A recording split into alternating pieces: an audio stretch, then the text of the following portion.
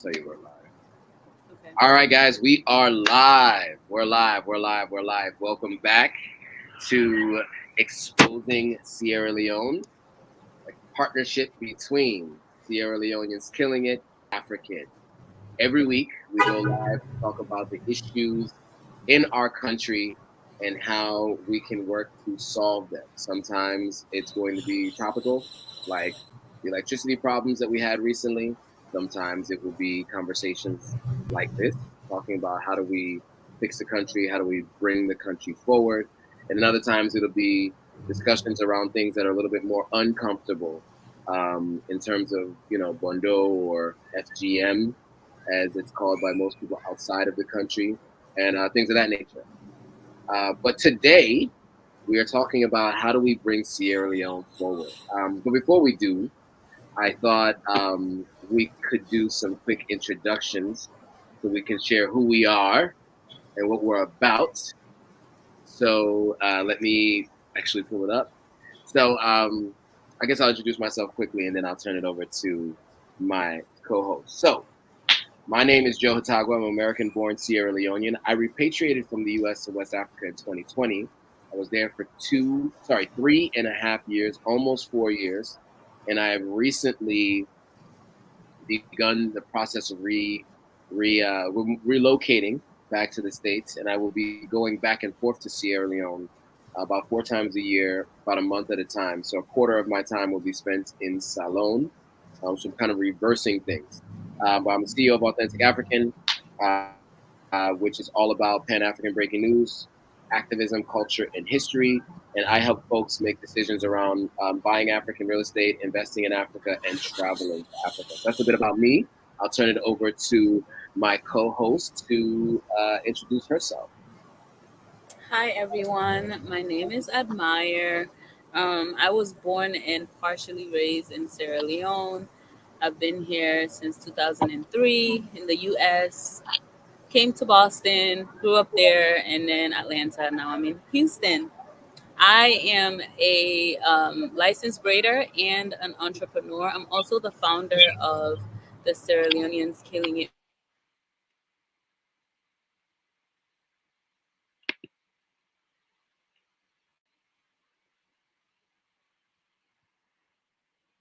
Network o, network o Yeah, na that's your it. network. Can you hear me? I think we lost you for 2 seconds. I think now your network. Um, Really? I don't know. I'm not sure. Can you guys let us know if that was us, if that was on our, if that was me, my bad network, or was that in my end? Those of you watching, first of all, give us a thumbs up so we know that you guys can hear us. I forgot to do that. Give us a thumbs up so we know you guys can hear us, and also let us know where you're watching from, so we can ensure that first of all you guys are hearing us. I don't know from your end on your Instagram, Admire, if you can see anyone there, but on my end, I'm just now setting up the live. So you guys let us know if you guys can hear us. Um, but the last part of what Admire you were saying, maybe just repeat it again just in case. But you were saying that you're the founder of the Sierra Leoneans Killing It. Yes, I was checking. I'm sorry, I was checking if They heard. people are on the Sierra Leoneans Killing It page. Yes, I was saying that I'm the founder of the Sierra Leoneans Killing It page, which is basically a page I started since 2016 where we highlight Sierra Leoneans who are positively killing it in our community. Also, we talk about topics like this. Joe and I have partnered and we've been talking about different topics that we don't hear being talked about Yeah, at all. So, yeah, absolutely. And so this one I think is an interesting one because it. full, all of that.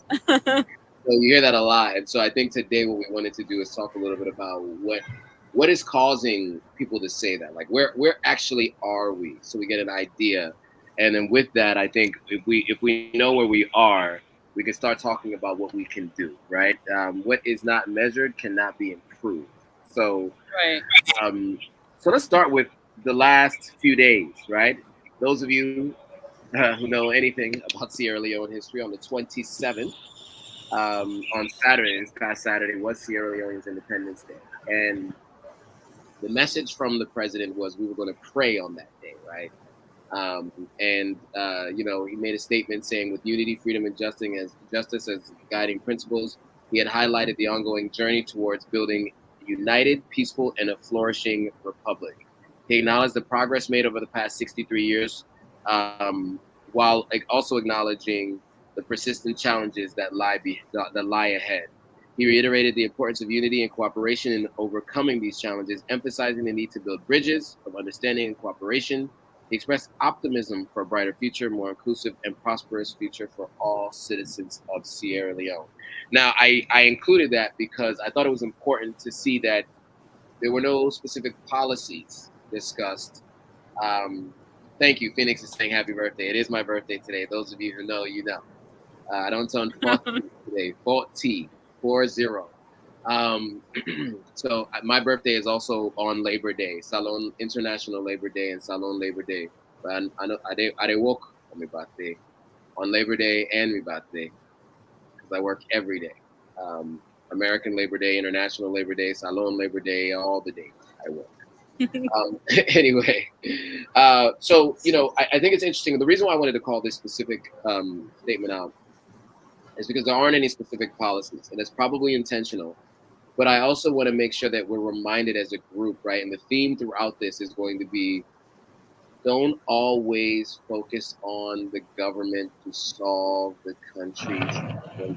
Many of the issues that are going to be solved in Sierra Leone are going to be done through the private sector, done through people like us. And I know a lot of people will watch these lives and say, why is it on us, the diaspora, to do anything? It should be on the government. And I think what you guys should know is that governments from time to time offer opportunities. Sometimes they offer land, agriculture, different things to make things easier for the entrepreneur to maximize revenue, to maximize. But generally, the government doesn't introduce programs that save countries. It's programs that are introduced that the private sector then utilizes to build things, right? And so that's going to be how we should be looking at this. And that was the Independence Day statement. Let's look at the Labor Day statement, much the same. And Labor Day, which was today, right? In his address, President Biel expressed gratitude and recognition for the dedication, hard work, and invaluable contribution of the nation's workforce to its progress and prosperity, emphasized the importance of International Labor Day as a reminder of the struggles and triumphs of the workers, not only in Sierra Leone, but also around the world. He reaffirmed the government's dedication to promoting social justice and economic prosperity for all, emphasizing the determination to build a nation where every Sierra Leonean can enjoy the rewards of their labor and actively contribute to national development. Now, that all sounds great, right? And I hope to see that as well. But it is going to be on the private sector to execute on the things that are going to allow that to happen, right? That's just what it is. As much as you guys would like to see the government say, here are the 35 policies that we're going to institute to ensure these things all change, it's going to be private sector that does a lot of that change. And so I just wanted to make sure I mentioned that. Phoenix Indigo is also saying that her birthday was a month ago, and her and I are the same age. Yeah, Pao just turned 40. 40. Honestly, 40 is the new 20. Is it? Or 30. I think 30. That's what they 30. say. I think it is the new 30. 20. But yeah, so anyway, I wanted to just share the presidential address, the government's stance, on these issues. So there was an op-ed or an opinion post that was done on Sierra Loaded, which is a site that I frequent to get kind of the most up-to-date news. And it was interesting because what they said, I think, was perfect timing for what's going on. So I'm going to read what they said, and then I think we can kind of react to it or respond to it afterwards. So here's what the op-ed said. As Sierra Leone prepares to recognize the 63rd anniversary, so it's just before the anniversary, or just before the Independence Day, this person said, I continue to wonder why we still celebrate this as an achievement. What they said was Sierra Leone's journey from independence to democracy has been quite colorful, and we should be proud of the progress that has been made. However, they go on to say, we dare not boast of autonomy because this is what, in their words, because our leaders have put us in a position where we depend on development partners to fund all major initiatives. They go on to say this allows them to dictate the direction of our policies and our legislation. Example, the Finance Acts of 2023 and 2024 were developed by the International Monetary Fund with debt in mind, and Sierra Leone has been told that the Employment Act of 2023 was guided by the World Bank. Neither of these legislations encourage private sector growth or job creation, according to this person. Instead, they have put more of a burden on employers. So they also go on to say, as we continue to blame our leaders for the hardship we face on a daily basis, I'm aware that citizens of Sierra Leone, regardless of whether we work in the private, public, or NGO sector, or even live in the country, are also have responsibility to Sierra Leone. It is our job to ensure that we contribute towards a growing Sierra Leone's economy, which in turn will make it more independent. So I wanted to read that because it aligns with what you know I had been saying, right? That we can't focus solely on expecting the government to make those changes. Um, but after hearing the last two slides and what this op-ed just said, what are your thoughts? I agree with certain things he said, like him saying that it is our job. I like all of us as a people Right, to do something. There's something we must do, all of us. We can't right. just say every year or all the time, like, oh, Salon just they be and they be. What are you doing to make Salon better? Hmm. Like, what are you doing? Are you doing anything? No. Are you just complaining? Then if you're just complaining, no change not get for happen. So you just get for complain forever and ever. But if you did try for find solution or for find people that way they try for come together and find solution, then you're making some type of progress towards change. So Well put. And I think part of it for us is having these discussions, bringing folks together live to think yeah, about the things, to talk about them. People who are watching the replays, right, and using these platforms to get people thinking about it. Um, you know, it's a self fulfilling prophecy when you say Sierra Leone de bien, and we don't go before, because if you feel that way, it will continue to be that way until we do things to ensure that it's not that way, right? And right. so if we continue to have these kinds of conversations, we start coming up with solutions. And some of the things we're going to talk about today, I think as we do these things, we can start to see what we want to see. And having lived in Ghana for 2 years and also, visiting Nigeria, going to Gambia, going to Egypt, I see places where they've had success. And one of the things that I noticed was in Ghana in particular, Nigeria as well, many people leave and come back. So what you find is people come back when they're young enough to make a difference and to make a change, because it does take a lot of energy. You can't come back as a retiree in your 60s, 70s, and 80s and expect to make any change. You won't have the patience, the energy, or the know how to be able to make anything happen. You'll have wisdom, but you're living in a world that, operates by younger people. When you're that age, you'll be too old to really make any significant improvements or achievements, except maybe to finance certain things if you find them interesting. And so it is going to require folks in this age demographic, the Gen, everyone from Gen X, Right. all the way to, the Generation Alpha, I think is what they're calling them now. So all of these after the baby boomers, I think it's going to be up to us. And so with that, let's get back into this presentation, because I think there's some other things that I think that can help give context for what can be done and what's going on. Because Yeah.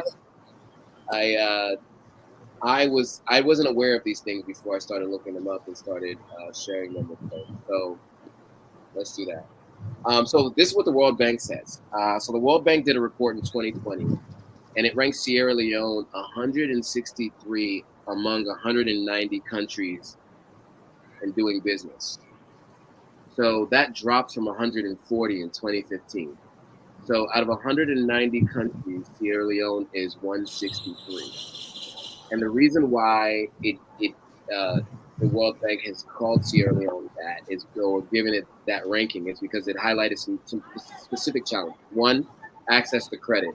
If you guys are in Sierra Leone, you know if you want to get a loan, it's very hard. You can't. It's hard to get a loan past $5,000, and they want their loans paid back very quickly. Um, Resolving insolvency, which I can't remember what that means, but so I'm going to skip that. But access to electricity and construction permits, right? Some of the things required to build, you know, we have limited access to. But there are improvements in paying taxes and cross-border trade for starting business. But these are some of the issues. They also go on to have done an evaluation. And what they said specifically is that Sierra Leone lacks infrastructure necessary to support effective, this is in 2020, effective commercial activities. Poor quality and limited infrastructure pose major challenges to investment, domestic travel, inland transport, and normal operations. Efforts to construct major roads leading to district headquarter towns and to rehabilitate feeder roads linking agricultural suppliers to urban markets remain ongoing. Specifically, what they mean is if you're driving from Bo to Freetown, you'll find pineapples and watermelon and mangoes and bananas, plantains, people selling this stuff on the way to Freetown. And so these roads have been fixed since 2020. There's a major road that has been fixed that goes kind of all the way um, to the outer provinces, and those roads have toll gates now. But those things have allowed it to become easier to get coal to the capital city, to get fruit and vegetables to the capital city, which starts the work and the flow of what they called here inland transport. The customs clearance procedure was also simplified, so bringing in things in and out of the country.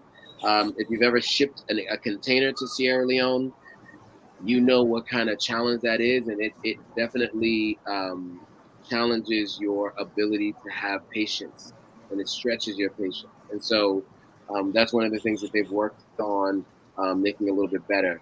But I mean, I'd love to get your thoughts on this, Admire. The fact that the World Bank had ranked Sierra Leone 163 out of 190 countries in terms of doing business in 2020. I mean, I understand from what I hear from people because I no longer live in Sierra Leone, but like I ask questions. I'm friends with people who are business owners, entrepreneurs that live in Sierra Leone, and the things that they tell me, I kind of understand why we will be ranked where we are. Like, for instance, business owners, like when it comes to like paying taxes for businesses, other countries like Ghana, they don't play that. Like if you don't pay, they lock it up. But if you in Sierra Leone, they don't seem to take any action. So like things like that is like it's like side eye vibes. So I understand why we are ranked where we are. Yeah, and then separately from that, some of the things that they also talked about is the electricity issues, which we've talked about, water Of issues. course, yeah, all of that. And these are things we see. Not too long ago, power was out.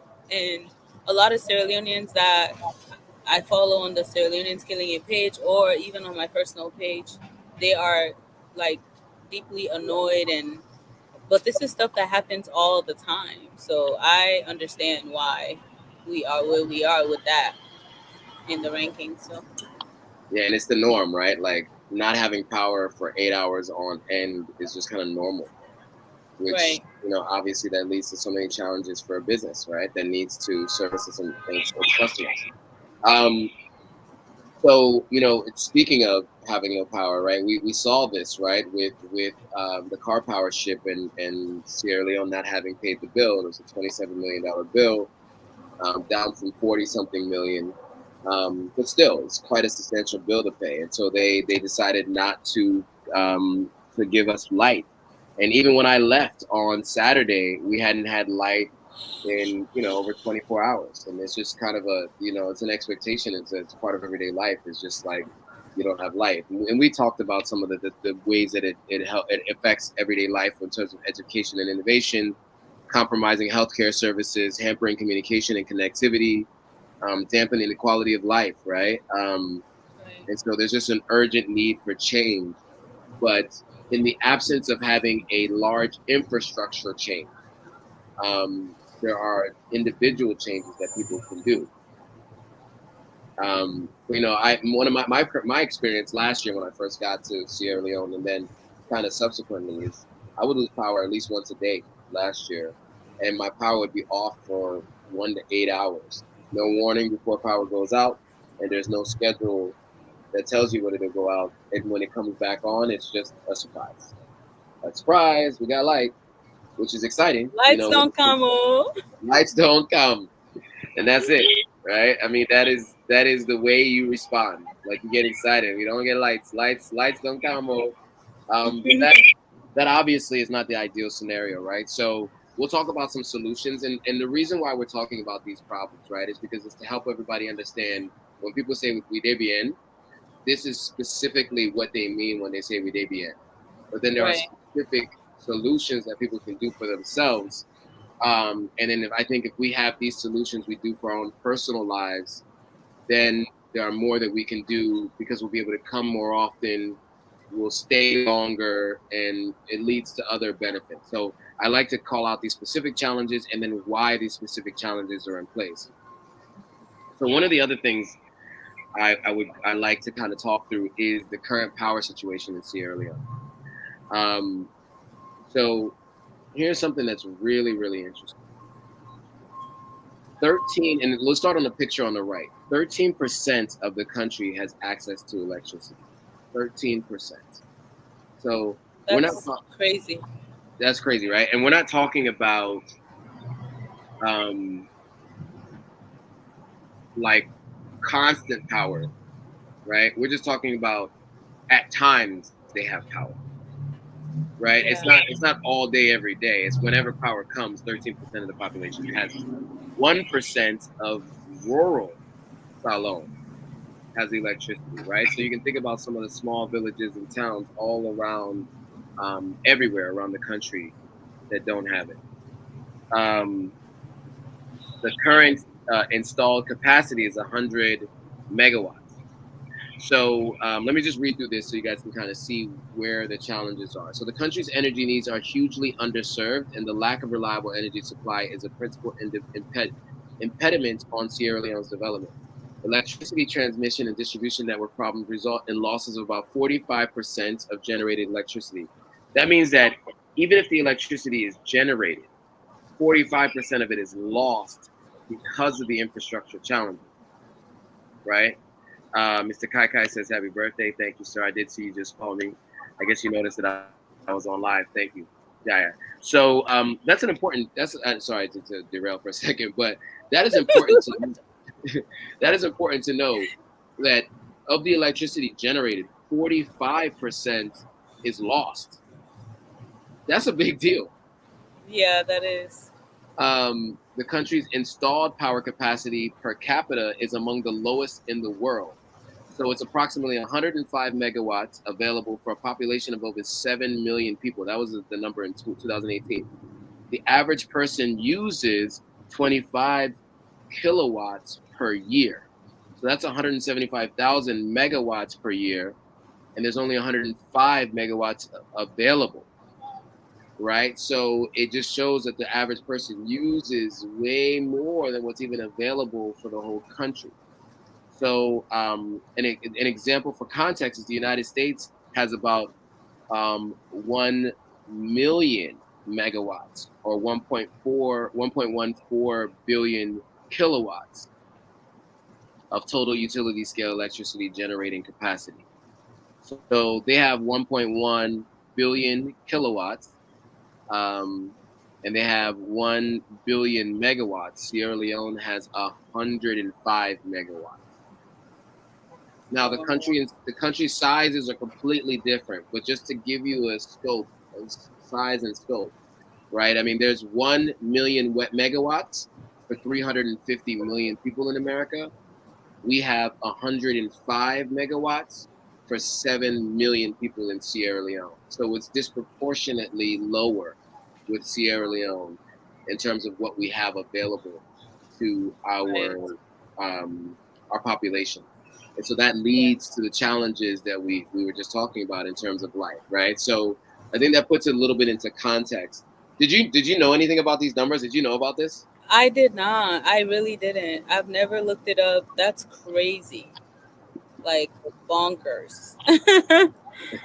Wow. So when Did you people guys know, you guys that are watching, like let us know in the comments if you knew any of this stuff, because I did not. Specifically all these numbers, I didn't know. So if you know, let us know in the comments. Yeah, and even if you didn't know, and also let us know what you think about it, right? But I mean, I think when you Right. have this kind of context, it does it doesn't excuse it, I guess, but at least it gives it a reason, right? Now you know the reason for it, right? Right. I think that's knowing is half the battle. Obviously we'd like to fix it, but that's one. So that's the issue with electricity. So I just wanted to call that out. We'll get into some of the other issues with water and other things, but I thought it was important to call that out. Anyway, if anyone has any comments or thoughts on that, we can definitely get to that. Speaking of comments, can I read some? People have been Absolutely, commenting on the Salon page. yes, That please. Salon TT said, "This, I believe, adds another layer that makes it difficult to sort of move back and invest in Sierra Leone when a lot of these people do not know how much their culture, do not know much about their culture, country, etc." That's fair. We're going to talk about what you can do to make it easier to move back. By the way, And she also said, "So really, how do you bring these kinds of topics to this group of people?" By talking about it, like I would say, like spreading awareness, like sharing our page, telling other Sierra Leoneans that hey, they talk about every week. They talk about Sierra Leoneans killing it, authentic African. They talk about topics regarding Sierra Leone. You should join. You should tune in. Like sharing our platforms, sharing mhm. the live right now would be a great deal. What do you think? Yeah, I agree 100%. I mean, I think the first thing is awareness, right? Awareness is the first thing you need to do. The more awareness we have, the more solutions that can be derived, and then the implementation of those solutions is going to take that next group of people. It's going to take a lot of awareness. There's going to be a few people that have solutions, and there's going to be even fewer people that actually execute on those solutions. But the more awareness we have, the more we communicate these things, the more we build that funnel of people that actually end up solving the challenges that we're talking about. And so we're starting by just wanting to build awareness, right? And Maya and I, that was our goal here, right? Is to talk about the things that other people aren't talking about. But we don't want to just be on the internet complaining, right? That wasn't the goal. The goal here was to say, here are some of the challenges. These are what the issues are. These are why these are the issues. And then here are some of the solutions and things that we think you can do to kind of work on these things. So, um, yeah, so I think you were spot on. Everyone needs to share this with as many people as you know who are Sierra Leone or in the Sierra Leonean diaspora, Yeah. um, because Um, that's the only way to solve these problems. Right. I'm sorry to cut you off. She wanted a correction. She had made a comment prior to the first one and then that one. The first one was, I think it's important to know that many of the people in the generations you mentioned become first generation and so forth, dual citizens of the countries their parents immigrate to. So that was her first comment to what we were talking about earlier. Just wanted to correct that because she Okay. commented and was like, that was for earlier. Yeah. So I mean, I think what you're saying is true, right? Like I'm a first generation American, right? So I was born in the United States. My entire cultural experience has been mostly American. But once I went to Sierra Leone, I saw challenges that needed to be solved, and then later I saw a life that I could build. Um, but I do think that that's part of why I have the platform that I have, and why I wanted to partner with Admire, because I think if everyone got what I got in terms of like meeting people that were living in Sierra Leone that repatriated, who were living a life that they loved, and they were helping to make change. I think more people who see that will start to come up with solutions and also ensure that we do what we can to move the country forward, right? And so that's always the goal. And so yeah, so we are walking the walk, not just talking the talk, right? So Right. anyway, all right, cool. Any other comments? Let me check. Thank you, by the way, that Salon TT for commenting. Um, I'm Yeah. going all the way to the top since I haven't seen anything. Well, while you're looking, Um, okay, go ahead. somebody, Go ahead. I cannot say her at name, but she said that's right. Black people, Africans, depend and blame our leaders too much. Uh, Correct. That's correct. and then that same person, she said, "Happy birthday to you." Um, yeah, that's Right. it so far. All right, But cool. you guys feel free to comment as we're talking. Comment your thoughts, and we will like share the comments. We want you guys to engage with us. Let us know what you think about the issues. Let us know what you think as Joe is reading and letting telling us all this information. So una no shame, una no afraid, una make sure una comments na the comment section, okay? And una share the live as well. Share the live, please. Share for sure. Um, so yeah, on the note of internet, right? So MiFi's. I think I've spoken to you guys about this before. I've shown it on screen before, but this is a MiFi, right? It's a MiFi. It's a small router. Most of us who live in the West, we're used to a router with a antenna on it. It's next to your TV. You have an Ethernet cord plugged into the wall, or if you are on fiber, you have fiber. Many people in West African countries, actually all over the continent, what I've seen is people have these MiFis, and they're just like a hockey puck style or size little device, and that operates just like a wireless router, but you walk around with it everywhere you go. But there are routers that you can put in your house too, and you can set up fiber optic cables as well. But before I talk about that, I do want to talk about why the internet shortages have been so challenging. And in late 2022, Sierra Leone's NatCom, that's the National Telecommunications Commission, announced that all telecoms operators were to increase prices for mobile data. Um, this led to mobile data prices rising by more than 150% for mobile users in Sierra Leone, causing serious disruptions to people's everyday mobile use. So what happened then is there were a rush on people trying to get these MiFis to try to subscribe to more MiFi data, because the mobile MiFi that you put on your phone was becoming too expensive. And so Africell, Orange, um, QCell all ran out of MiFis in Freetown. And at the time that I had worked on this presentation, I had gone to 4 different locations for Africell in particular. I had gone to 2 locations for Orange, including the head office, and I had gone to 1 location for QCell, 2 locations for QCell. None had MiFis. Even to this day, I don't have a MiFi that I purchased myself, um, anything that I purchased after 2020. The MiFi that I was using when I was last in Sierra Leone, this was my cousin's MiFi. He had purchased this a couple of weeks before I moved to Sierra Leone, and he gave it to me because he was leaving and he wasn't coming back anytime soon. But that's the challenge that you have is um, Oh, wow. things like that.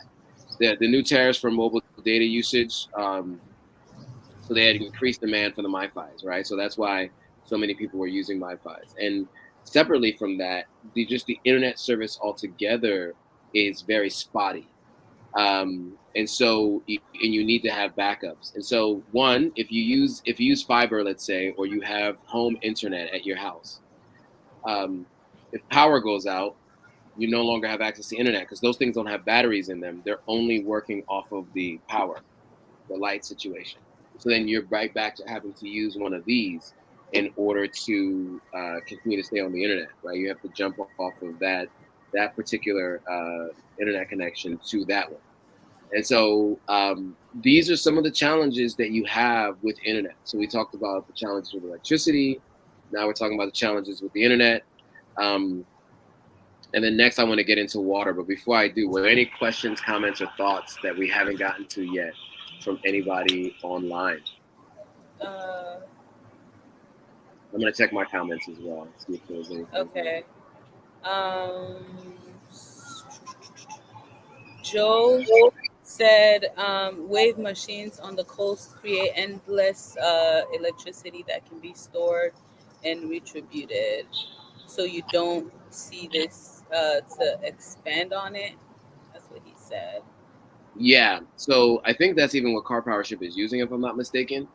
So yes, I think that that's interesting. I think that the biggest challenge here is this. Um, as that earlier slide said, 45% of what's produced is lost.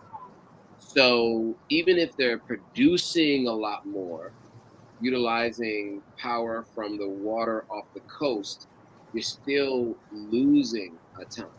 So until the infrastructure has been completely overhauled, which is something that they're working on right now, you're still going to continue to run into some of these challenges with power loss, right? Not to mention other things like, for example, the transformers in the different neighborhoods, right? The transformer where I am in Regent, sometimes just goes out and then it's off. It doesn't work for hours, and they come out to fix it, and then it breaks again. And so there are a multitude of issues overall, and we'll talk about solutions again, which I've spoken about previously, but we'll talk about them in particular here. But we just wanted to kind of give you the framework for the issues right now, so you understand why so many people are saying the things that they're saying. Right? We they be in, we know they're going Right. to be cool, and people are complaining. So once we get the issues out on the table, we can talk about the solutions, right? And then how that helps the country progress overall.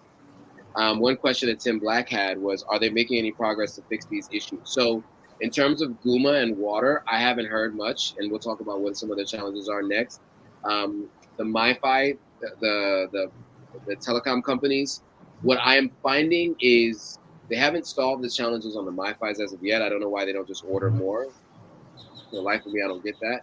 But in particular, what I see is happening is there's a company called Metro. Orange is also doing it, but Metro is working with local telecom companies to expand fiber optic cables and building a fiber optic cable network throughout the country. So then that way you have a stronger internet connectivity for everyone who wants to connect to the internet.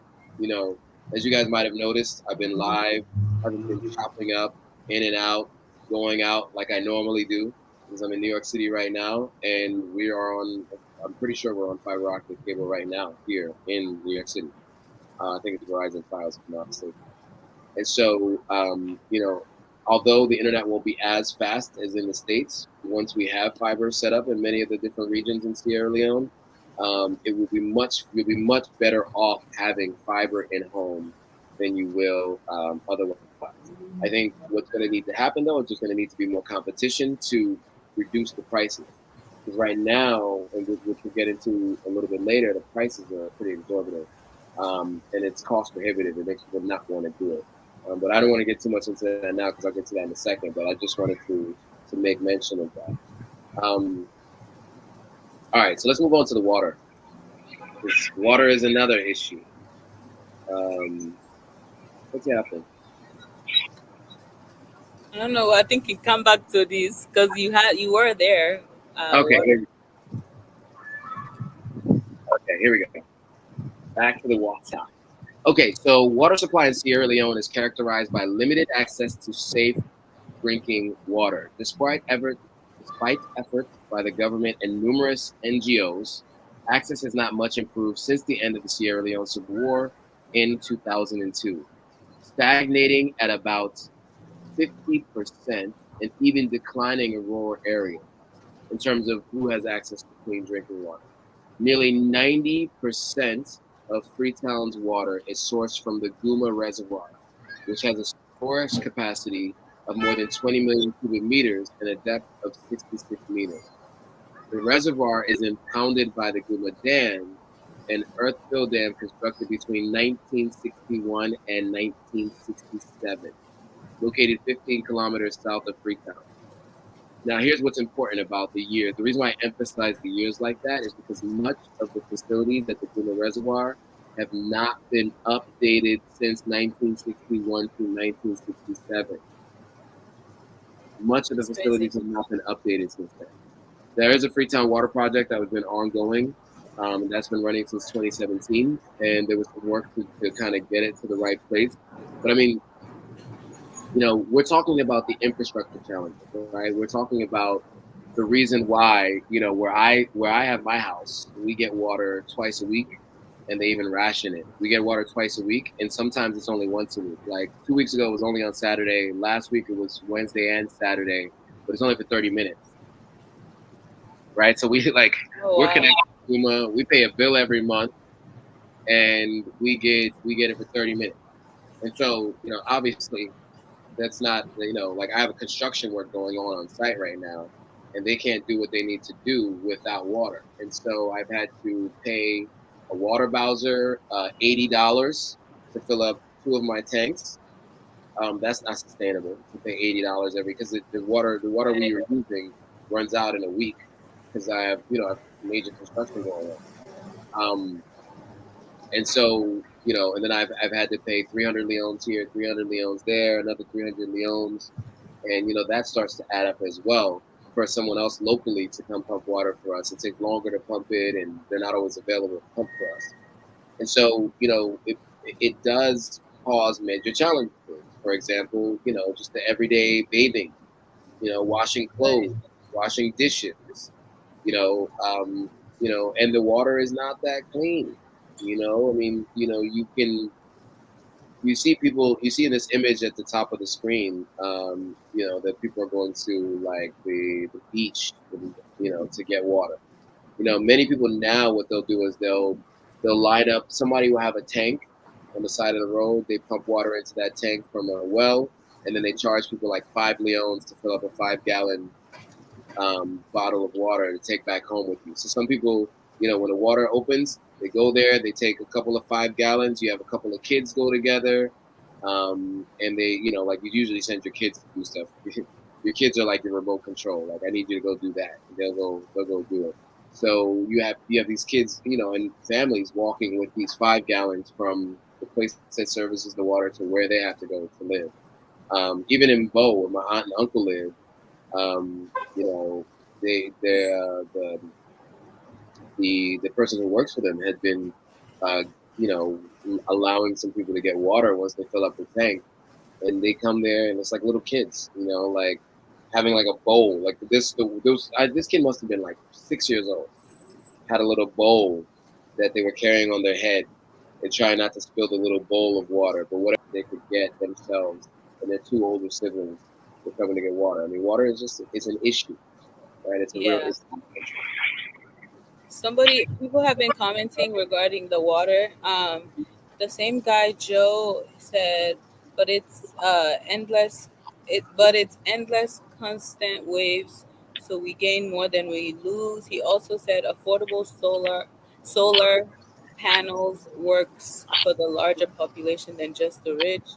So if we produce them, we can make the prices more affordable without importation taxes on it.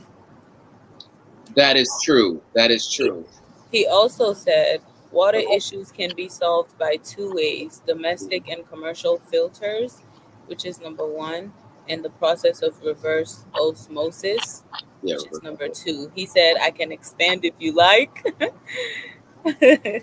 No, he's right. So Please. this person, he's obviously a scientist. Joe is a scientist for sure. So, so a couple of things, because I think you're making good points. So the first thing I will mention, when Joe was talking about the solar options, um, yes, if you can, the issue with finding low cost solar options is who's paying for it, right? So we're talking about if the government's paying for it, okay, that could be interesting, right? If the government has if they're going to put money into that kind of infrastructure and energy. that would be great. If it's private sector businesses, they need to generate revenue in order to pay for those things. I think the other thing to keep in mind is um, solar panels are one thing, batteries are the things that store the power. And because all solar panels do is recharge the batteries. So, what batteries do we have, big enough ones, in the right places to be able to power uh, large swaths of the population? And then specifically, the infrastructure yet there to do so. And so I think these are things that we have to consider and we know are going to take some work to ensure that we get there.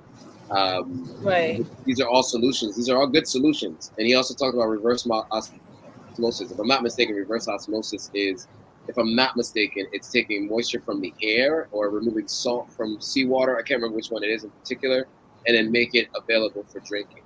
And especially he was mentioning the filters too. Yes, you're gonna have some strong filters to make sure none of the parasites and everything get through them. But yes, filters are also really, really good and will be necessary. But we need large scale versions of them. And but these are all great solutions. And so Yeah. those of you who are out there in the world who know people who are in these businesses who either would be willing to donate them as a CSR arm, let's say like, Essentia, the water I was just drinking, if a company like that, anybody knows a company like that that's producing a lot of water and is using a lot of these filtration systems to put the water in the water bottles that we're getting, if you can find people like that to offer those solutions to a country the size of Sierra Leone, um, these are all really good solutions, but they require, um, ingenuity and a commercially viable option to be able to do it at scale in Sierra Leone.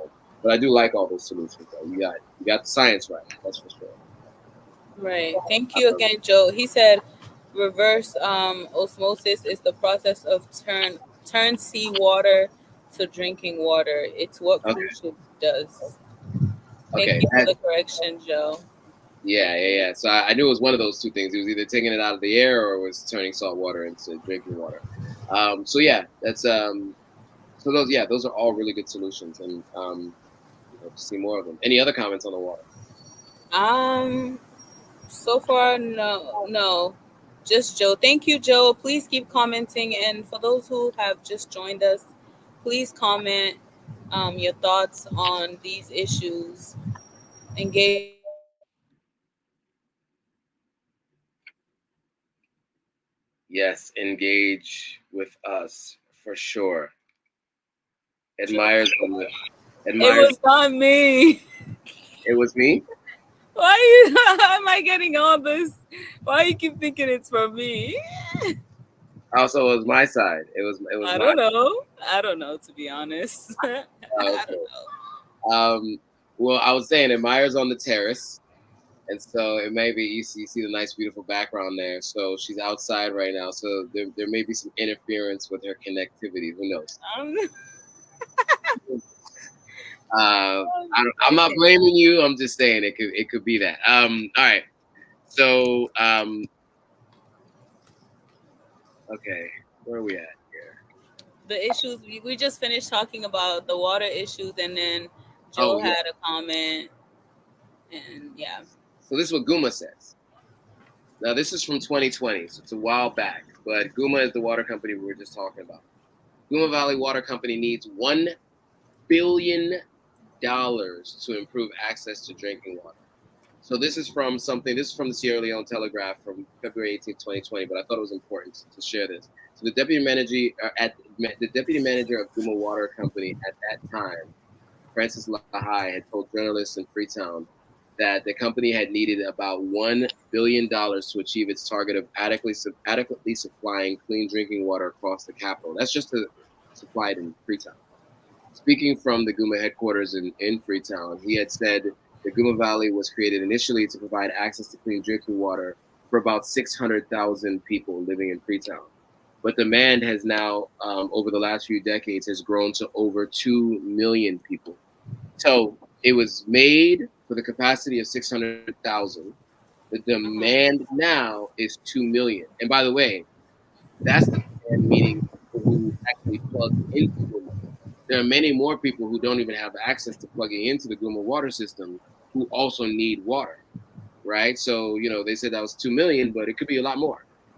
And so, I think that gives a little bit of context as to why it hasn't been going so well water wise for most people, right? I mean, there's just that speaks to the issues right there. Um, Right. all right, so what are some of the solutions, right? And here's why I wanted to talk about personal solutions first, is because we all see these problems and these challenges. That a lot of times tends to be a deterrent for people going to Sierra Leone, moving to Sierra Leone, or staying in Sierra Leone for extended periods of time. So I want to talk about the solutions because I think if we have these solutions and we have people reversing that thought process, continuing to go, moving to the country, and staying for extended periods of time, we can see some of the changes we want to see in the country because we start employing more people, we start bringing our ideas and solutions, we start adding new businesses, right? All of these things are things that we can do once we have people who are comfortable while they're in Yeah. Sierra Leone, right? If you take care of the basic necessities, it ensures that people are going to continue to offer solutions and not only talk about these solutions from here while we have access to all those resources, but talk about solutions from there because the basic necessities are taken care of, and now you can focus on some of the things that you can do to improve the everyday life of folks around you. So obviously, if you personal challenge, you having no light, get a generator or solar. Some of the challenges with generators is they're loud, they require a lot of fuel, they're not eco friendly, but they can be a bit cost effective. For a really good one, you could spend about $1,000 and have enough power to power ACs, freezers, deep freezers, big freezers, all of that kind of stuff. If you get the big industrial size one, like the images you see on the right at the bottom. If you get the one on the top right, which is the one I have, maybe run a fan on it, maybe one low voltage AC. But I remember I had my gen on and I put on a hot water heater. You know those hot water heaters where you press the button and it starts heating the tea kettle. Yeah. And as soon as I hit that, you hear the generator go, and the lights start flickering, and it's like that is so high powered that it actually it unbugged this generator where I get. Oh wow. So So it's more powerful so much that they destroy. Oh exactly. wow. Exactly. So you do have to take that in consideration. If you want to be cheap up front and buy like a $300 generator, just know it's going to be limited in its capacity. You could pay $1,000 and get one that's better. Now, separately, there's the option of solar, right? There are a couple of different solar companies in the country. These were just some that I mentioned high level. But you can get anything from like an easy solar, a little mini system just to keep light on in the house and charge your devices when light goes out. Or you could do a complete off the grid solution like what Exergy was offering, which was $3,400 or up to $10,000 for certain elements. Orange Telecom has its own energy solution that they're introducing around West Africa and now specifically in Sierra Leone as well. I mean, so there are solutions, personal solutions that you can have. So again, that you're more comfortable while there, so you'll be more willing to travel more often, and not kind of just write off the idea of going to Sierra Leone because you're going to run into all these challenges. Right. Any questions or comments before I move on to the internet? Mercy. Joe said, add me. We can put minds together. Thank you both. I would love to work with you in the future or near future on the same issues to bring more sustainable developments to Sierra Leone. I have to go now, but great minds think alike, and I think if we work together, we can achieve more quicker. Joe, thank you so much. He left, but thank you so much for uh, engaging with us. We would love to work with you as well. We want people to come and join the live. We want you guys to discuss with us. So if you're seeing this and you want to talk you want to be on the panel and talk with us, right, Joe? Like Absolutely. we would definitely appreciate that. Please reach out to Joe or myself, and let's plan it for next week's live. Absolutely, and we want experts in the field, right? Like I am not an expert at all. I can only speak to what I'm learning from talking to people Yeah, and doing research. And so we do need folks who actually do this for a living, because right, that's what it's going to require. Again, it's going to require us doing this. We cannot rely on government to do any of this. And so people like Joe, you obviously have the ideas. If you're able to execute on those, we'd love to have you talk about it more in specifics here, or even work to try to introduce you to folks who may be able to help you execute those ideas and plans in the country. So all will be welcome. Unfortunately, he's already gone, but I hope he emails us or DMs us. Um, right.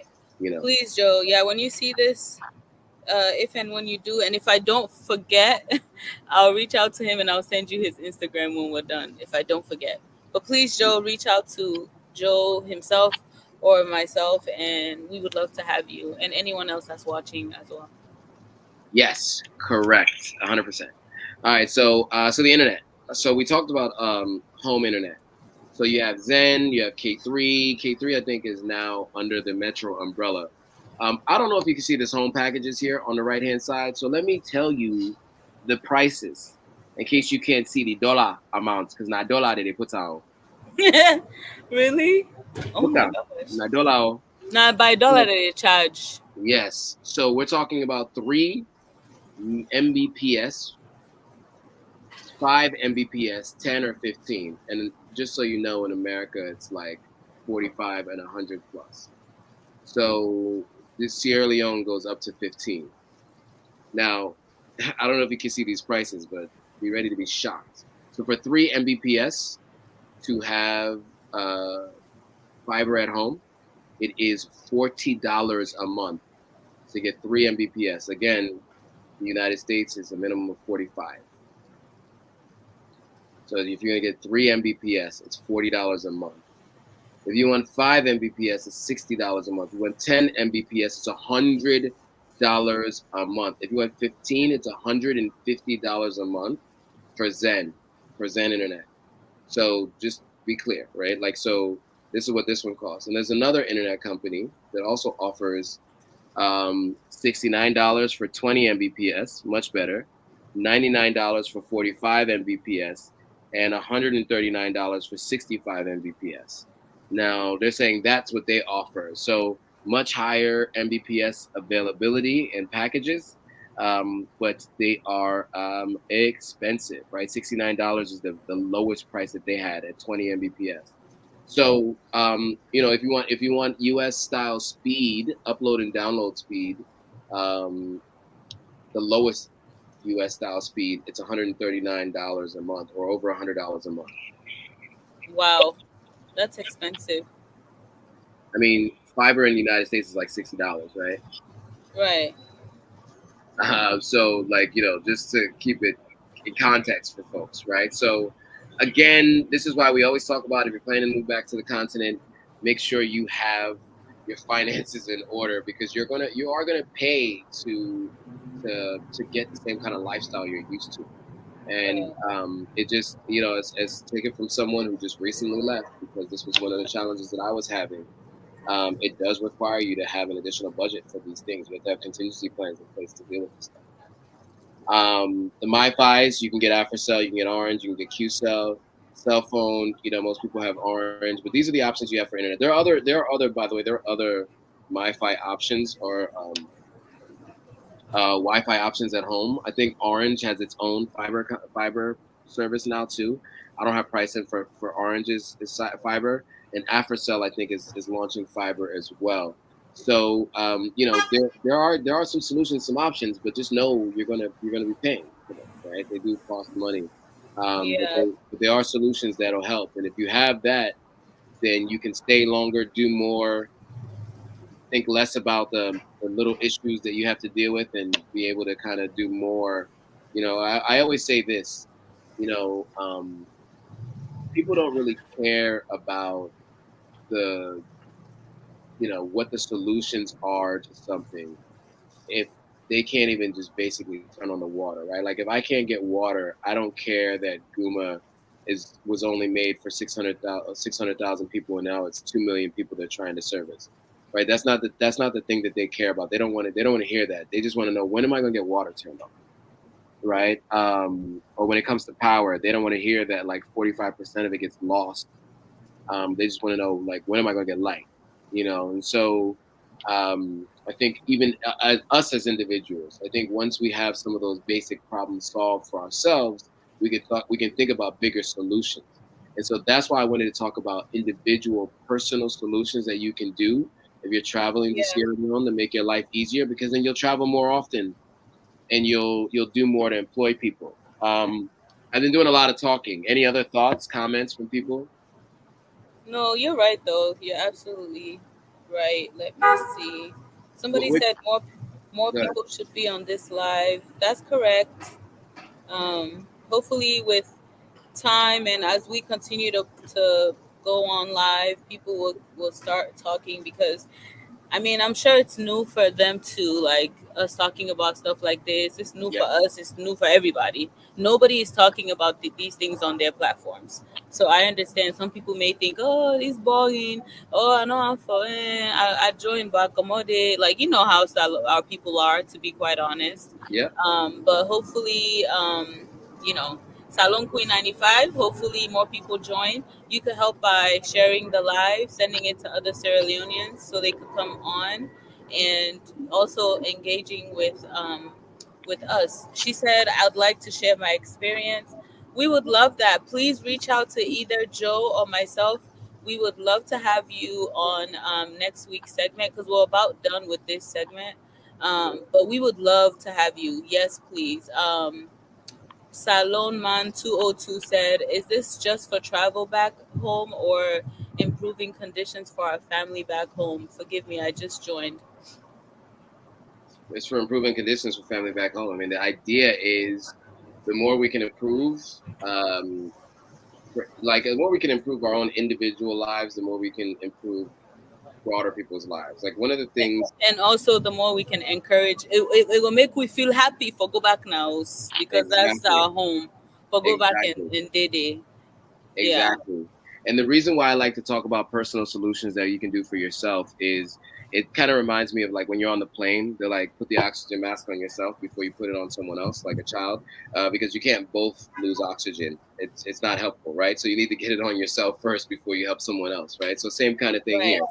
Come up with these solutions for yourself first so you have the capacity to help and to do more while there, right? So that's a big part of what this is. Couple questions that are coming. Dele is asking, have you thought about sourcing solar panels out of China? Yes, it's something that I've thought about, and it's something people are doing. It's really more about the batteries. The panels are cool, but the batteries are the things that you really have to think about. Do the batteries have warranties? How long do the warranties last? Do they work?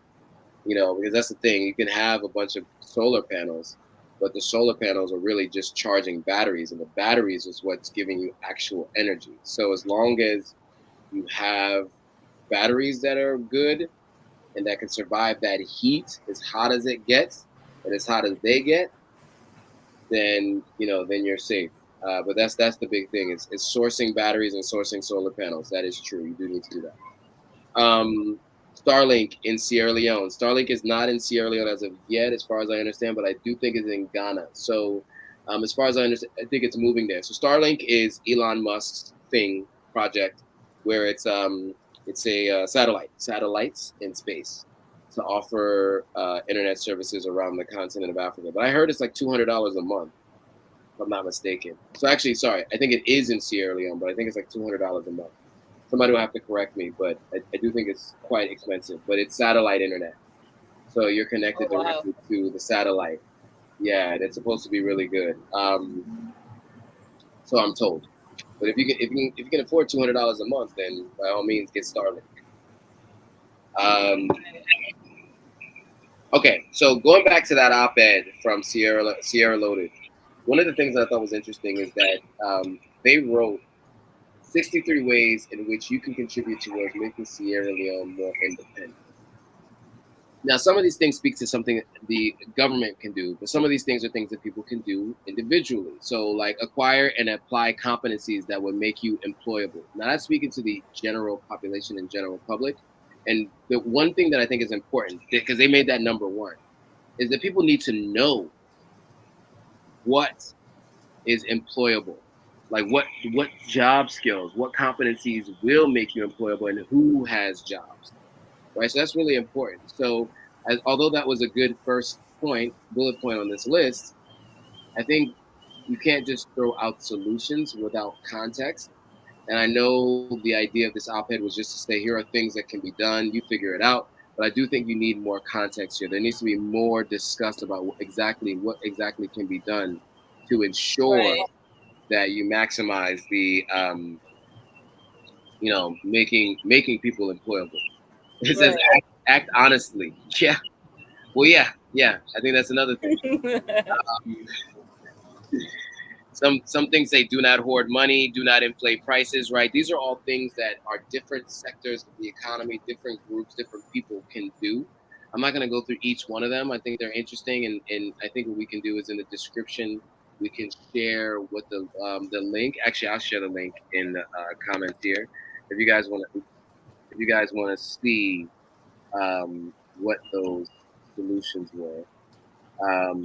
Give me a second, because I did just see the link for it. I do want to share it. Um, yeah, to the op-ed. So you guys want to see the full list? That I'll put the link here in the comments. So yeah, after this live is over, go head over there and read it and see, if you find it helpful or useful. But there are a lot of things on this list, and I just wanted to say, like, I mean, they even put practice personal hygiene, practice patience, pay your income tax, pay your local tax, pay your business license and property tax, pay attention to detail. Um, yes, yes, yes, yes, and yes, all of those, yes. Right. Um, but I think these are all different areas throughout the economy and through all different socioeconomic levels. I think these types of things need to be um, it needs to be narrowed down. 63 is a lot. But I think if you have principles to live by, think about like successful companies. They have like their 10 core principles, or they have their 4 core principles, and they always live by those principles. And they determine who they hire based on those principles. They determine who they fire based on those principles. They determine who they promote. They determine what partnerships they have based on those principles. Um, and so I think if we have those kinds of principles, some of which are on this list, I think then you can anticipate seeing better outcomes in countries for sure. Um, any thoughts on anything you see here? I don't know if you can even see it. It's really small. Honestly, I can't really. I could Yeah, see it's just like kind of really like uncomfortable. Throw your litter in the bin or take it home with you. Treat all citizens equally. Visit Sierra Leone. Volunteer in your community. Work diligently. you saw that? It's right here. Start a business. Right. So, Um, so there's a yeah, lot I more. could read, I could see some, but like it's really small. But this is, I think this list itself is like a topic idea for us to Right. like maybe we can break it down into like 4, 5, 6 parts, just Yeah, so we can go over like maybe 10 each segment and have the people's comments and opinions about it. This is a really good thing to we can continue in talking about for sure. yeah. I think we can do like a parts 2 through 5, right? Where we Right, yeah. kind of And then force. we can have like what's her name? One of the girls she wants to Salon Queen 95. She wants to join us and talk about her experience. We can talk about some of these things and she can talk about her experience and yeah. Absolutely. Salon Man 202 said, uh what's the YouTube channel? Our the Sierra Leoneans killing it one is literally Sierra Leoneans killing it and Joe, yours is authentic African, right? Yes. Yeah, so authentic African Sierra Leoneans killing it on YouTube. Is there a shareable link to today's presentation? We are going to direct you guys. You could watch the whole live to our YouTube channels. Um, Yeah. Also, if you want the link, it'll be posted on YouTube, as Joe said. Later on, the link that has all these 63 ways in which you can contribute to making Sierra Leone more independent. But yeah, he also said, sorry, Salon Man 202 also said, is our help welcomed by home based Sierra Leoneans, or are we just outsiders, JCs to them? Two things can be true. You can be a JC and your help is welcome, right? So yeah, I mean it's that's not the mutually exclusive. I think is the phrase I'm looking for. So yeah, I mean look, I think for better or for worse, Sierra Leone is always dependent on people, whether it's JCs or Europeans or NGOs or whatever. You know, Sierra Leoneans are used to having their hand up. So um, are they going to welcome the help? Yes, absolutely. Are you still a JC? Yes. So they're mutually exclusive, but it's not necessarily a bad thing in terms of you being a JC, for example. But yeah, I mean, I do think that they do welcome help for sure, uh, because it's necessary and everybody knows it's needed. And I think more and more I'd have these discussions with folks and we talk about how we need to work together for the advancement of the country. It can't just be people in the diaspora, it can't just be people on the ground. We need each other's context and experience to kind of lift the continent as a whole, but specifically we're talking about Sierra Leone. That's what's necessary. Um, Knowledge Seeker says, what do you think it is? Incompetence, lack of caring, intentional sabotage, or just fate, or maybe a bit of everything that keeps these problems existing? All except intentional sabotage. I don't think anybody's intentionally sabotaging, not like a high level. Um, do some people not want to cooperate with the federal government because they don't want to see them have big wins because they're from the opposing party? Sure. So in that case, maybe there might be some intentional sabotage. But in Yeah, general, I don't think it's necessarily. I mean, I guess it's fate because it's what's happening. So you can call it fate because it's what's happening. But I do think um, lack of caring in some cases, incompetence in other cases, do lead to these kinds of things. But also, it's more often than not, it's just improper planning for the future, right? We develop infrastructure and things for populations of the size it is currently. We don't think about what the population can explode to 20, 30 years from now. And right. so when things aren't getting modified or fixed regularly, you're dealing with something that was made for 1968 usage and it's 2024. So yeah, I mean, I do think that that's probably the bigger issue is the lack of long-term planning. Yeah, agreed. All right. So market opportunities, real quick. So a couple things to think about in terms of things that you all can do business wise, right? Because there's always these questions about what can I do, what kind of business makes sense, what can I do, what's working right now. This question comes up all the time, right? And so let's talk about it, right? So number one, Sierra Leone does have a favorable tropical climate with fertile soil. That's obviously advantageous for agriculture. We have extensive continental shelf with numerous varieties of fishery resources as well.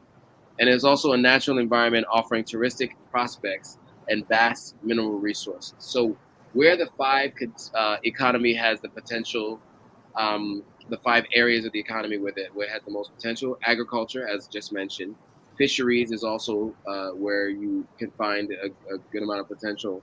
Mining is going to be tough. That is an industry it's hard to break into. It's like a small insular community of folks who work with each other and they're very private.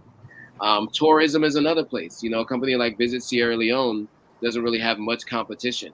You know, they do a really good job of doing local tourism. They do, you know, airport pickup, things like that. But there aren't a lot of people who offer those kinds of services. And so, you know, there are other, you know, companies that are around that do little like tours and trips and stuff. Salon Hidden Gems, you know, things like that. So there are companies that are there. However, there aren't a ton, right? And so if you could figure out how to make tourism interesting, that's somewhere else you can get into. And then small scale manufacturing, right? If you can build some of the things that are necessary in country, you can, find a way to be able to mass produce things. Then you can not only do it for yourself and your business, but also rent that to other people who need it, right? One of the Yeah. things, one of the things that's not on here is construction. And anytime you have a growing country, like a growing upper class, you're going to want to have services that you provide to those people, and those people like to spend money on building big houses. So that's a sixth area that I think has a lot of opportunity as well. Any thoughts on anything from this page? Um, Not from the comment section, but Okay, um, I like the potential five main areas, like especially tourism. Like for those that live there, if you have your license or like if you could drive, you have a car, you can turn your car into like a taxi gig type thing. Can you do that? you can. Yeah, you could be a private driver, start your driving company. Even if you get bike, that's a way of making money as well. Um, yeah, I like those five potential areas that you can make money in. Absolutely. And then so here are other market opportunities. So one of the things I've talked about before, and I mentioned this to you guys before, right? When when I had mentioned that Sierra Leone is a country of maybe 7 to 8 million people, right? So it's limited in its size and scope. But Sierra Leone is a part of a number of different regional blocks, right, and regional trading partners. So there's the Mano River Project. So there's a river called the Mano River that basically touches four countries: Guinea, Liberia, Cote d'Ivoire, and Sierra Leone. Cote d'Ivoire, of the four countries I just mentioned, is the most advanced. And so tapping into those other three countries is going to be huge for Sierra Leone with the Mano River Project. And I think, if you are in this space at all, in the NGO space, you are a government type person, these are the kinds of, and you want to do projects with the government, these are the organizations you want to try to tap into. Because although Sierra Leone only has, let's say 8 million people, in terms of the folks in Liberia, Guinea, Cote d'Ivoire, and in Sierra Leone combined, it's 50 million people. It's a lot bigger of a number that you can deal with. Same for ECOWAS. Now, ECOWAS has lost a couple of nations recently, right? We're talking about, Mali, so a big chunk, Mali, Niger, Burkina Faso are exiting ECOWAS, and they're building their own regional bloc, the Sahel states.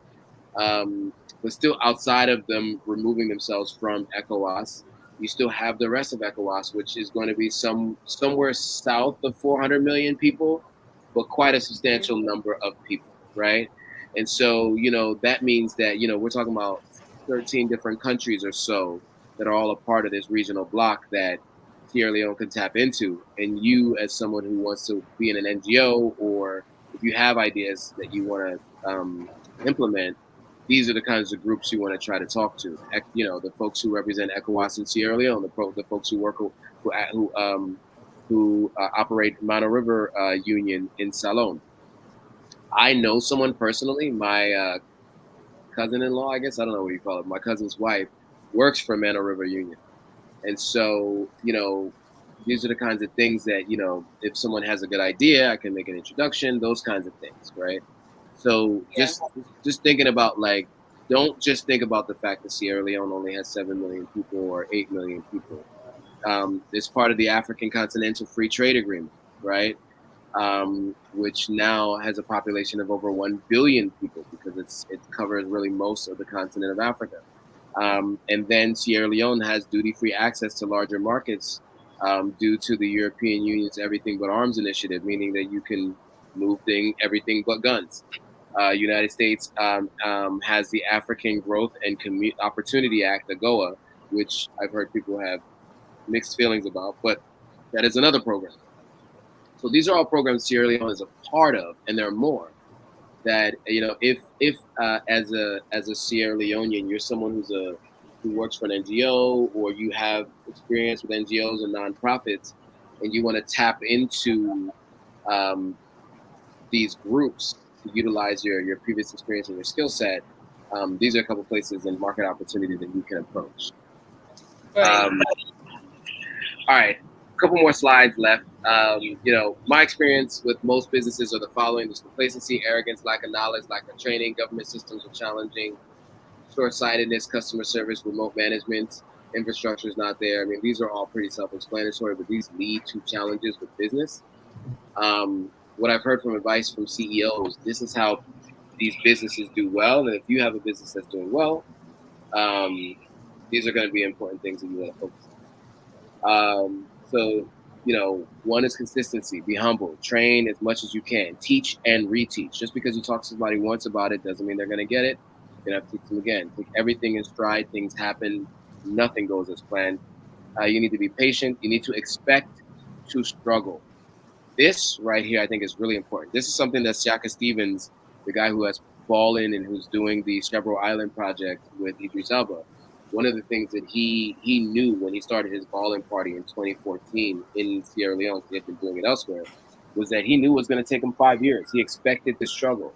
By the time it was 2019, it was a huge event, which is the first time I went, and the party is just operates on its own. Um, Teach customer service to your team. Be on the ground and have contingencies in place for sure. Those are all going to be things that are going to ensure that you personally have a better experience, which means you'll stay longer, you'll work harder, you'll hire more people, and you will ensure that you can do your part to progress the country forward. I Um, agree. If yeah, you're an entrepreneur, I agree with all these things. Even here, wherever you are, you have to do these things, especially if you're back home. So I totally agree. yeah, exactly. A couple comments people had. So when knowledge seeker asked about incompetence, I mentioned improper planning. Knowledge seeker correctly said improper planning falls under incompetence. That's fair. Dele is saying that China has the technology for the most part and are very partner friendly. So yeah, I think that could be important to really kind of bring some products and goods into Sierra Leone is to partner with China. I know some people who do a lot of work in China and come back and forth. Rashad AK said it's definitely intentional sabotage before and after colonialism. There were infrastructure in places. Sadly, they failed to properly maintain and upgrade those infrastructures. Um, yeah, and Rashad is also saying clicked on the link and was kicked out of the live session. Sorry to hear that. Hopefully you're back. Um, yeah, I mean, I wouldn't say that's intentional sabotage. I would just say, just shooting yourself in the foot and not really focusing on how to maintain certain things. But yeah, I agree. Okay, cool. I think these are many of the solutions that are in place. Let me see if I'm missing anything before we move on. I don't want to be missing anything. Oh, I learned a lot of lessons. Don't be cheap. If it sounds too good to be true, it is. Ask questions. These are all things that you can do. I don't want to go through each one of these, but these are all things you can do to ensure that you maximize your ability to enjoy your time in Sierra Leone. And if you do, that will ensure that you will stay longer, visit more, encourage more people to visit, uh, employ more people, and just build an ecosystem around ensuring that we do progress the country forward. Love it. Thank you, Joe. Let me see if anybody commented. Sure, no problem. Um, it had kicked my phone out too. There was Salon Queen 95 had made comments about the beaches when Okay. you were talking about like the five main potential economic. Yeah. Okay. But I can't even see that comment because I was kicked out. But Fizzle on Instagram said, "Can you talk about the unemployment rate or the amount of available jobs in the country?" That's a good topic we can talk about next time. Yes, we can add that to the list of topics we discuss. Um, Thank you, Fizzo, Fizu. I don't even know how to say it. well, you I know, did butcher the name there. mhm. So as in terms of topics, right, we can talk about for next time. And by the way, we are open to more suggestions and ideas for topics, right? So please Yes, make sure you please. send us your topics and ideas. The last few weeks we did some topical stuff. This topic in particular came from Admire, and so if you have more, we're more than happy to talk about them. So one was the solutions, the 63 solutions. We can break those into parts. And then this one, what was the question that they wanted us to talk about? Oh, unemployment. Unemployment, the unemployment rate, or the amount of available jobs. I'm gonna screenshot it, so, you know, add it onto the list of topics. But yeah, Okay, yeah, I just took a note of it just so I can keep it to myself. Yeah, cool. and if Um, you would like to be a guest on the live, please reach out to Joe and or myself, and let's make it happen.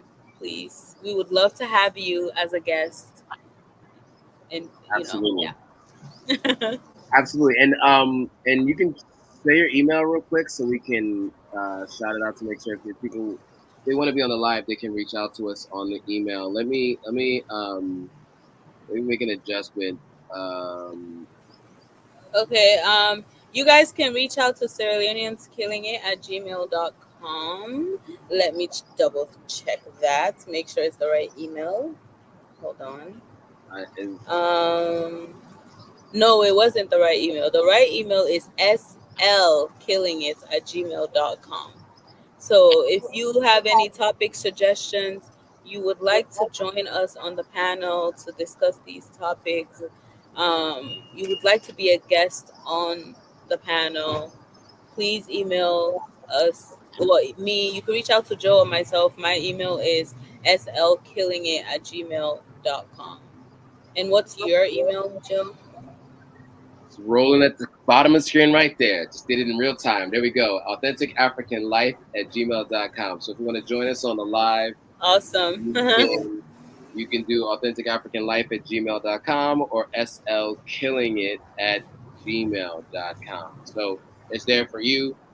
If you want to book us for our services, Admire, if somebody wants to get um, Oh yes, if you want to get your hair done, braids. I specialize in box braids and cornrows. I do not braid tight. Shampoo and braiding hair is included for all my services. I also travel, so I am based in Houston, Pearland, Texas. But if you are watching us from Houston or the Pearland area and you love braids, please reach out, book an appointment. You can go to my Instagram page, which is She Is Admire. My link is there, my booking link. All information you need is there. I advise you read my booking policy before you book an appointment. And if you have any questions, my business number is on there as well. Do not hesitate to text me. Do not DM, please. Text my business phone. I'll respond faster on the business phone. I am wired to like be on the business phone more. So yeah. absolutely. And I will say if you want any of my services. So if you need help moving to Sierra Leone, renting in Sierra Leone, buying land, all of those kinds of things, you want to consult with me, you can email me at AuthenticAfricanLife@gmail.com. We can set up a consultation. I'm more than happy to walk you through that process, what it looks like. And then separately from that, I can also help you grow your social media platform. So set up a consultation with me. We can do that as well. I have a social media agency. We can run your social media on your behalf. And what else am I missing in terms of my services? Those are the main ones. You can also book me as an influencer if you want to do that as well. So yeah, those are all the services that I provide. Anything you want to know, just email either Admire as slkillingit at gmail.com or email myself at authenticafricanlife@gmail.com. Yep. Thank you guys to everyone who tuned in from the Sierra Leoneans Killing It page. please continue to share the page, continue to tune in. I know this is new talking about this stuff, but we would love for you guys to tune in and engage with us more. Also, share the live. If you missed the live, you can catch it on YouTube, Authentic African, or Sierra Leoneans Killing It on YouTube as well. So please, you guys, we would love for more of you to join the lives and engage with us. And thank you to everyone who has been engaging and participating. And thank you to Joe for giving us all this information that a lot of it I had no idea. So like it's a lot of knowledge being shared. So you're really appreciated. Thank you so much for everything that you're doing and like sharing, Absolutely. enlightening us. Because Baku, when they watch this live, we don't know nothing. We just gonna talk. Oh, salon de bien, salon this, salon that. We don't know Right. nothing because Right. we don't even like to read, which is bad because reading is fundamental. 100%. So Yeah. Well, I'm happy thank to you. help. This is Sierra Leone is I'm passionate about Sierra Leone. I decided to move there almost a year ago, like a week ago, and I would still be there if not for a number of different things that were going on personally. But yeah, I mean, I'm more than happy to do this kind of stuff because I think it's important for us to all work together to see the country that we love Yeah, um, be at its rightful place on the world stage. And it's going to take a collective effort to do that. And so whatever I can do to help, whether it's offering this kind of insight or help to interview folks who have other insight, I'm going to do the best I can. So I'm glad it's appreciated and I'm happy to help. And thank you for agreeing to do this so that we can, bring the two platforms together and we can have these conversations to make sure we enlighten all. So no yes. problem at all. All right, cool. Well, with that, guys, thanks for watching. Make sure you like, comment, subscribe to both our channels. Make sure you head over to Sierra Leoneans Killing It on YouTube and subscribe to that channel. It's a I know newly I haven't formed promoted channel. it. It's a newly formed channel. You know she's been on Instagram since 2016, as she mentioned. So now YouTube is the new platform she's working to build up. And so we're gonna need you guys to go over and subscribe to Sierra Leoneans Killing It on YouTube. And you know what the logo looks like, so you can't miss it. So go ahead and subscribe. All Thank right, you, cool. thank you, thank you guys so much for tuning in. See you guys next week. Yeah, see you guys next week. Oh, by the way, Mondays are the planned day to go live. This last Monday, some stuff was going on, so we're planning to go live on Monday, same time every week. So with that, thanks for watching. We'll see you guys all next week. Bye, Bye, guys. guys.